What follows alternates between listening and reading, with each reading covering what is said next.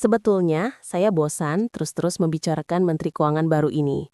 Tapi gimana lagi, sekarang dia emang sedang jadi media darling alias kesayangan media pemberitaan.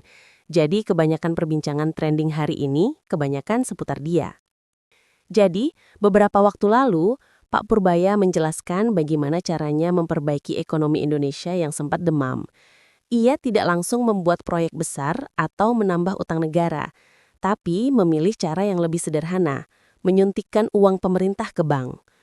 Menurut Pak Purbaya, ada uang sekitar 400–500 triliun rupiah milik pemerintah yang hanya diam di Bank Indonesia dan tidak dipakai. Uang itu tidak berputar di masyarakat.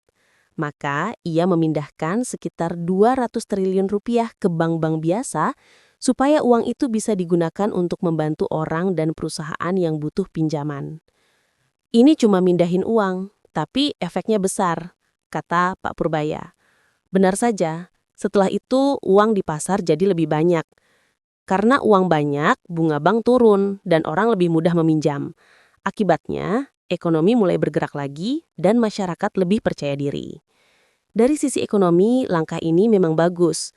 Tapi bagi umat Islam, ada hal penting yang harus diingat. Bank-bank konvensional atau bank biasa memberi pinjaman dengan sistem bunga, dan bunga itu termasuk riba yang dilarang dalam Islam. Kebijakan pemerintah ini membuat masyarakat lebih mudah meminjam uang, tapi kemudahan itu bisa jadi bahaya kalau kita tidak berhati-hati. Bunga yang rendah tetap saja bunga, dan bunga adalah riba. Rasulullah SAW sudah mengingatkan, riba memiliki 73 pintu dan yang paling ringan seperti seseorang berzinah dengan ibunya sendiri. Hadis Ibnu Majah. Artinya, dosa riba itu sangat besar.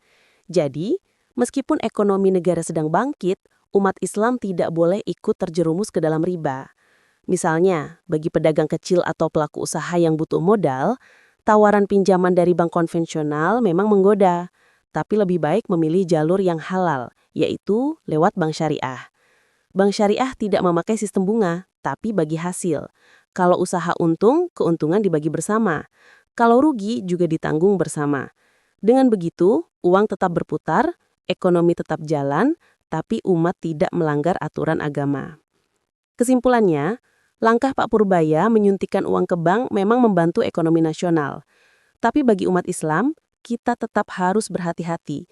Jangan sampai ekonomi naik, tapi iman turun. Gunakan kesempatan ini dengan bijak. Kalau mau meminjam uang, pilih bank syariah. Itu lebih aman, lebih tenang, dan lebih sesuai dengan ajaran Islam.